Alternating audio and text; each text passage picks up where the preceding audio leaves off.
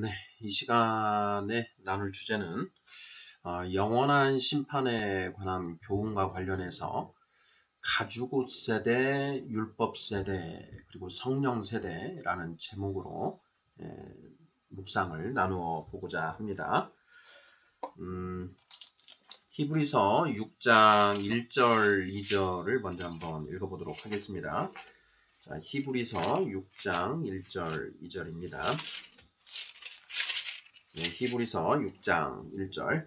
그러므로 우리가 그리스도의 도의 초보를 버리고 죽은 행실을 회개함과 하나님께 대한 신앙과 세례들과 안수와 죽은 자의 부활과 영원한 심판에 관한 교훈의 털을 다시 닦지 말고 완전한 대로 나아갈지니라. 아멘. 히브리서 6장 1절, 2절 굉장히 중요한 그런 말씀인데요. 히브리서 6장 1, 2절의 말씀에서 죽은 행실을 회개함과 그리고 영원한 심판에 관한 그 교훈 거기까지 이제 괄호를 쳐놓고 읽어보면 무슨 뜻인지가 좀 더 명확해지는데요. 괄호를 친 부분을 제외하고 읽어보도록 하겠습니다. 그러므로 우리가 그리스도의 도의 초보를 버리고 그 털을 다시 닦지 말고 완전한 대로 나아갈지니라 이렇게 됩니다. 그리스도의 도의 초보를 버리고 털을 다시 닦지 말고 초보를 버리고 털을 다시 닦지 말고 완전한 대로 나아갈지니라 이렇게 되어 있죠. 자, 그리스도의 도의 초보를 버리고 완전한 대로 나아가라. 도의 초보를 버리고 아예 그 털을 다시 닦지 말고 완전한 대로 나아가라. 그러면서 3절에서 하나님께서 허락하시면 우리가 이것을 하리라 이렇게 되어 있습니다. 성경 자체가 바로 그리스도의 도죠. 하나님의 말씀. 예수님은 하나님의 말씀 그 자체이십니다. 그러니 이 성경 전체에 그리스도의 도의 초보에 해당하는 것이 있고 완전한 데에 해당하는 것이 있다라고 이렇게 선언을 하고 있는 것입니다. 자, 그런데 중요한 것은 자, 그리스도의 도의 초보가 도대체 무엇인가라는 부분인데요. 우리가 괄호를 쳤던 그 부분이 바로 그리스도의 도의 초보에 해당하는 내용이라는 것입니다. 다시 한번 읽어보겠습니다. 자, 그러므로 우리가 그리스도의 도의 초보를 버리고 죽은 행실을 회개함과 하나님께 대한 신앙과 세례들과 안수와 죽은 자의 부활과 영원한 심판에 관한 교훈의 털을 다시 닦지 말고 완전한 대로 나아갈지니라 이렇게 되어 있습니다. 도의 초보에 해당하는 것으로 6가지를 지금 들고 있는데요. 자, 첫째, 죽은 행실을 회개하는 것. 하나님께 대한 신앙, 세례들에 관한 교훈, 안수에 관한 교훈, 죽은 자의 부활에 관한 교훈, 영원한 심판에 관한 교훈 이렇게 해서 이 6가지가 그리스도의 도의 초보에 해당한다라는 것입니다. 자, 그 6가지 중에 마지막 6번째 해당하는 것이 바로 영원한 심판에 관한 교훈입니다. 영원한 심판에 관한 교훈이다. 자, 영원한 심판에 관한 교훈도 이 도의 초보에 해당하는데 그 영원한 심판에 관한 교훈을 우리가 정확하게 이해를 할 필요가 있다라는 것이죠. 자, 영원한 심판과 관련해서 우리가 찾아볼 말씀은 요한계시록 20장입니다. 요한계시록 20장에 11절부터 15절까지를 보면 자, 크고 흰 보좌에서 심판을 내리는 백보자 심판에 관한 말씀이 기록되어 있습니다. 자, 11절부터 한번 읽어보겠습니다. 또 내가 크고 흰 보좌와 그 위에 앉으신 이를 보니 땅과 하늘이 그 앞에서 피하여 간데 없더라.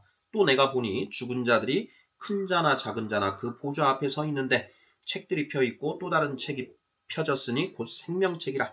죽은 자들이 자기 행위를 따라 책들에 기록된 대로 심판을 받으니 바다가 그 가운데에서 죽은 자들을 내주고 또 사망과 음부도 그 가운데에서 죽은 자들을 내주매 각 사람이 자기의 행위대로 심판을 받고 사망과 음부도 불못에 던져지니 이것은 둘째 사망 곧 불못이라. 누구든지 생명책에 기록되지 못한 자는 불못에 던져지더라. 아멘. 이렇게 되어 있습니다.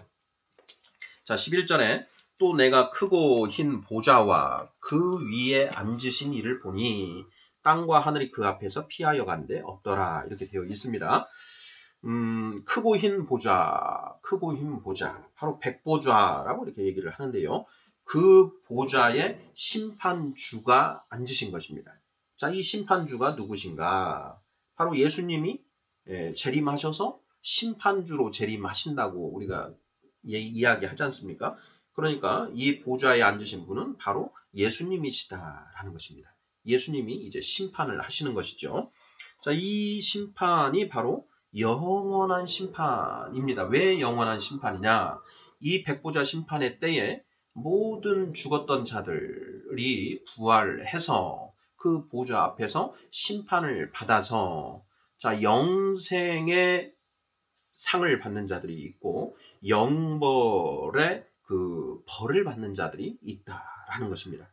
그런데 그 영생과 영벌은 영원한 상이요 영원한 벌이기 때문에 이것이 영원한 심판이다라는 것이죠. 자, 이 영원한 심판을 받는 대상은 그 첫째 부활, 요한계시록 20장 5절에 보면 그 나머지 죽은 자들은 그 천년이 차기까지 살지 못하더라. 이는 첫째 부활이라. 6절을 보면 이 첫째 부활에 참여하는 자들은 복이 있고 거룩하도다. 둘째 사망이 그들을 다스리는 권세가 없고 도리어 그들이 하나님과 그리스도의 제사장이 되어 천년 동안 그리스도와 더불어 왕노릇하리라. 자, 첫 번째 부활에 참여한 지체들은 모두 다 영생을 누리게 됩니다. 자, 이 첫째 부활 이후에 둘째 부활이 이루어지는데 그 둘째 부활이 언제냐? 바로 이 백보자 심판 때의 부활이다라는 것입니다. 13절에 보면 바다가 그 가운데에서 죽은 자들을 내주고 또 사망과 음부도 그 가운데에서 죽은 자들을 내주매 각 사람이 자기의 행위대로 심판을 받고 이렇게 되어 있습니다.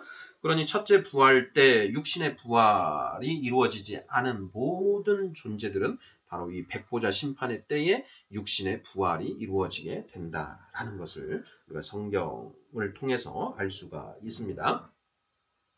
자, 그러면 아담과 하와부터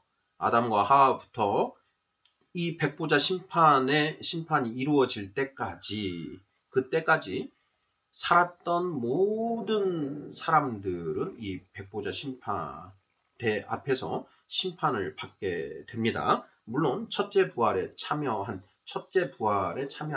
지체들은 빼고 그 나머지가 이제 심판을 받는 것이죠. 자, 심판은 반드시 그 기준이 존재해야 됩니다. 자, 너는 영생, 너는 영벌, 그러니까 너는 천국, 너는 지옥, 이것을 가르는 기준이 반드시 있어야 한다라는 것인데요. 자, 여기가 이제 중요한 것 같습니다. 하나님은 공의의 하나님이십니다. 하나님이 공의의 하나님이시다라는 뜻은 이 공의는 심판과 관련된 개념입니다.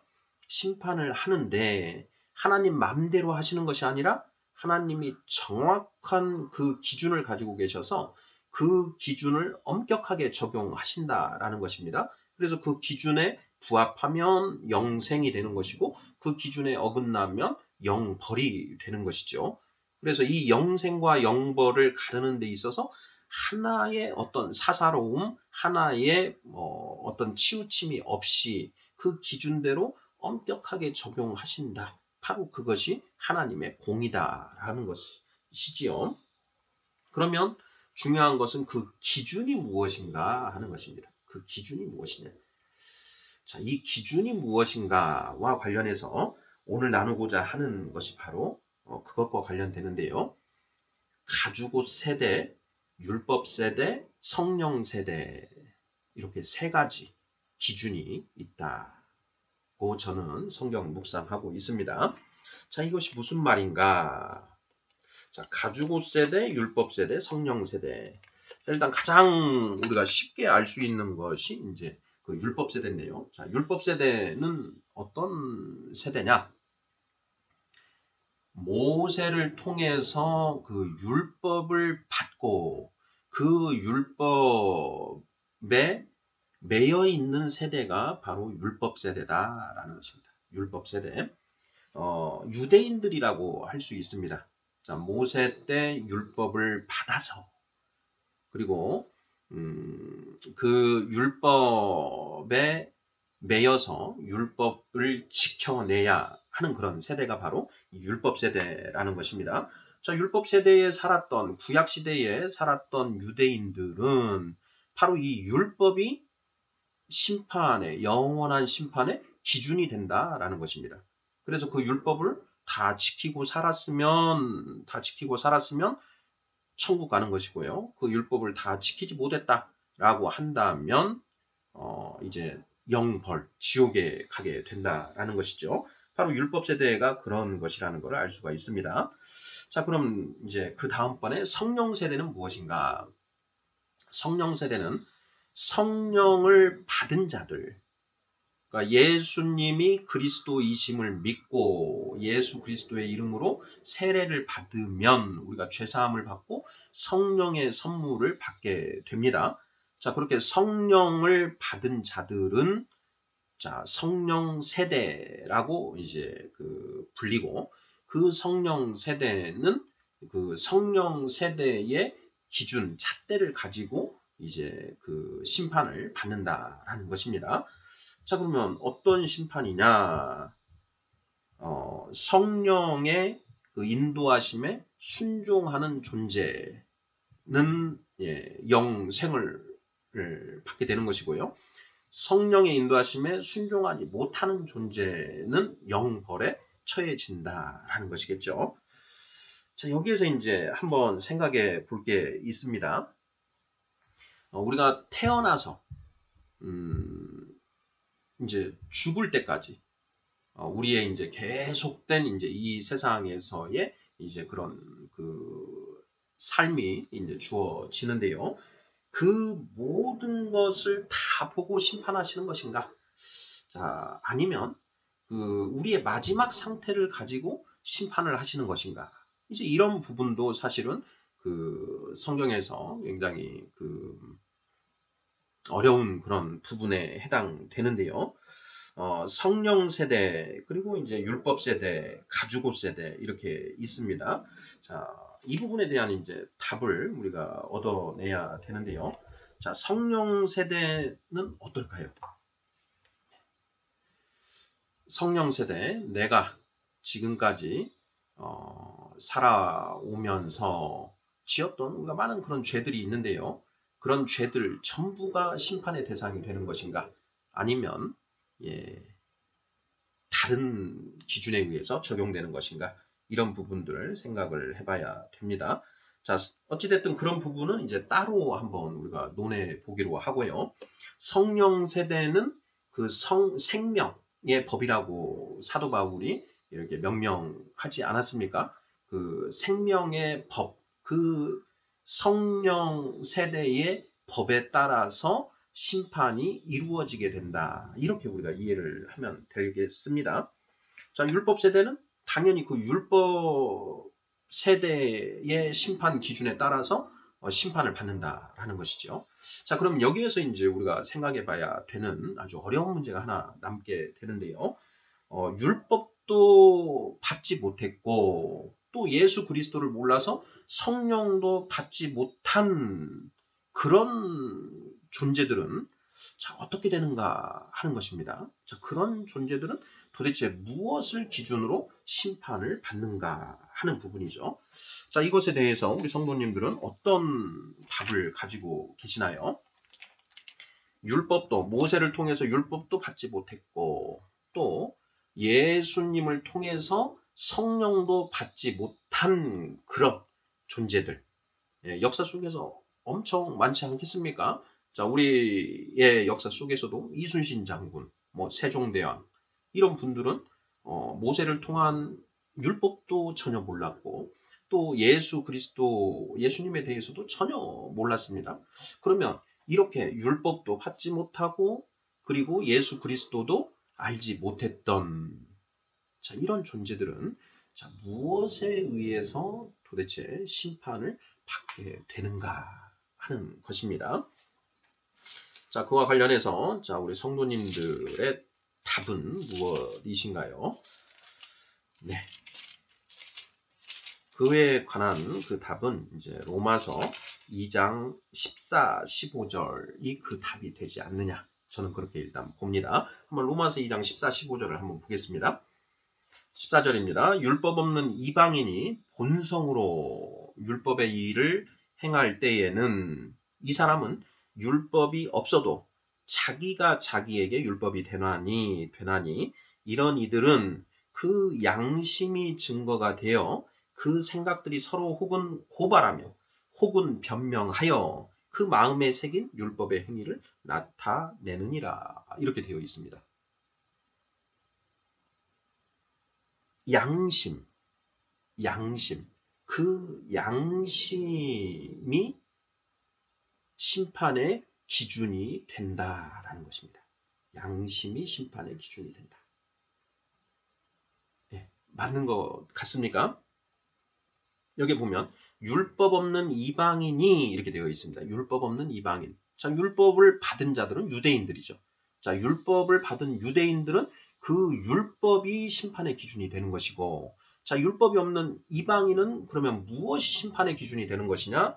당연히 이 질문이 나올 수밖에 없습니다. 그래서 사도 바울 선생이 그런 율법 없는 이방인은 그 양심이 바로 기준이 된다. 그래서 그 양심을 근거로 해서 고발하고 변명이 이루어지게 된다는 것입니다. 이 고발과 변명이 어디에서 이루어집니까? 바로 백보자 심판대에서 이루어진다라는 것이죠. 바로 이 양심. 그러니까 세종대왕이나 이순신 장군처럼 모세의 율법도 받지 못하고 예수님의 성령도 받지 못한 이런 존재들은 그 양심이 이 백보자 심판의 기준이 된다라는 것입니다. 자, 그러면 이 양심은 도대체 어디서 온 것일까라는 것입니다. 양심은 도대체 어디서 온 것일까? 저는 그 답을 창세기 3장 21절에 이 가죽옷에서 이렇게 찾을 수 있지 않은가 이렇게 생각을 합니다. 자, 창세기 3장 21절을 한번 읽어보도록 하겠습니다. 여호와 하나님이 아담과 그의 아내를 위하여 가죽옷을 지어 입히시니라 이렇게 되어 있습니다. 여호와 하나님이 아담과 그의 아내를 위하여 가죽옷을 지어 입히셨다. 가죽옷. 바로 이 가죽옷이 양심이 아닌가 이렇게 생각을 하는 것이죠. 자, 아담과 하와는 자, 아담은 그 흙으로 지음을 받고 하나님의 생기를 받았습니다. 그래서 생명이 되었죠. 창세기 2장 7절입니다. 여호와 하나님이 땅의 흙으로 사람을 지으시고 생기를 그 코에 불어넣으시니 사람이 생명이 되니라. 여기에 생명. 자, 부활하신 예수님이 제자들 가운데 나오셔서 너희가 평안하냐 그러시면서 숨을 내쉬시면서 이르시되 너희가 성령을 받으라 이렇게 말씀을 하시지요. 예수님이 숨을 내쉬면서 성령을 받으라 하셨다라는 것입니다. 저는 이제 그 예수님의 그렇게 하신 것이 바로 이 창세기 2장 7절에 하나님이 그 코에 생기를 불어넣으신 것이 그 하나님의 성령을 불어넣으신 것이다 라는 것을 가르쳐 주신 그 힌트가 아니었나 이렇게 묵상이 되는데요. 자, 아담은 하나님의 성령을 받아서 살아있는 영, 생명이었습니다. 그런데 그랬던 아담, 그리고 그 아담으로부터 아담의 갈비뼈로 만들어진 하와도 당연히 그 성령이 있는 상태인 것이죠. 그런데 이들이 선악과를 먹고 죽은 영이 되어버렸죠. 영이 죽어버렸습니다. 바로 그래서 죽은 영이 되었는데, 자, 이렇게 선악과를 먹고 이제 죽어버린 그 영, 이건 이제 우리가 완전 그 타락하게 되는 거지 않습니까? 이 타락을 어떻게 보느냐? 완전 타락이라고 우리가 보지요. 자, 온전했던 아담과 하와가 선악과를 먹고 완전히 타락했다. 전적인 타락을 이루어졌다. 이렇게 되는 것이죠. 그런 전적으로 타락해버린 아담과 하와에게 자, 양심이라는 것이 있었을까? 전적 타락이라고 한다면 그 양심 자체도 사실은 존재하지 않아야 된다라는 것이죠. 자, 그런데 로마서 2장 14, 15절에서 본 것처럼 인간 본성에 양심이라는 게 새겨져 있다라는 것입니다. 도대체 이 양심은 언제 그럼 주어진 것인가? 자, 여기에서 이 양심의 존재를 놓고요. 양심의 존재를 놓고 자, 아담과 하와가 선악과를 먹었음에도 불구하고 먹고 타락을 했지만 그 양심은 최소한 남아있는 짜지 않느냐라고 보게 되면 이게 부분적 타락설과 관련이 됩니다. 완전 바닥까지 타락한 것이 아니고 최소한의 양심은 남았기 때문에 그 선악과를 먹고 타락이 이루어졌더라도 이건 전적인 타락이 아니라 부분적인 타락이었다. 이렇게 볼 수 있는 여지가 생기는 것이고요. 아니다. 완전히 타락한 것이다. 양심이고 뭐고 없다. 이렇게 보면 전적 타락이 되는 것입니다. 그러면 양심은 도대체 언제 생겨난 것인가 라는 것인데요. 자, 전도서 3장 11절 말씀도 한번 읽어보고 가겠습니다. 자, 전도서 3장 11절에 하나님이 모든 것을 지으시되 때를 따라 아름답게 하셨고 또 사람들에게는 영원을 사모하는 마음을 주셨느니라 이렇게 되어 있습니다. 자, 여기에 사람들에게 영원을 사모하는 마음을 주셨다. 영원을 사모하는 마음을 주셨다. 자, 영원을 사모하는 마음을 처음에 당연히 주셨겠죠. 자, 그러면 타락한 이후에도 그 영원을 사모하는 마음은 그럼 남아 있었던 것인가? 근데 전적 타락으로 보면 그 마음조차도 영혼을 사모하는 마음조차도 없어졌어야 된다라는 것이죠. 그런데 우리에게 영혼을 사모하는 마음, 그 이방인들을 보더라도 구약시대의 이방인들을 보더라도 영혼을 사모하는 마음 자체는 있었다라는 것이죠. 그래서 내세에 대한 어떤 그 갈망들이 있지 않습니까? 그래서 우상을 숭배하고 하는 것인데 그 영혼을 사모하는 마음은 있었다. 그럼 이 영혼을 사모하는 마음은 어떻게 남겨져 있는 것인가? 어떻게 생겨난 것인가? 이 문제가 남게 되는데요. 저는 그 답이 바로 이 창세기 3장 21절에 가죽옷 아닌가 이렇게 묵상을 하고 있는 것입니다. 자, 가죽옷의 의미에 관해서는 또 이제 별도로 이제 논의를 하기로 하고요.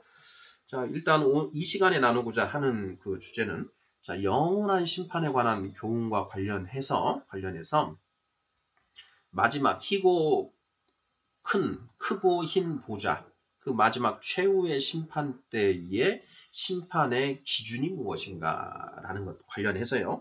자, 가죽옷 세대는 양심이 기준이 되고 율법 세대는 그 율법이 심판의 기준이 되고 자, 성령 세대는 그 성령의 법이 바로 심판의 기준이 된다라는 점까지 이렇게 한번 살펴보도록 합니다. 아멘.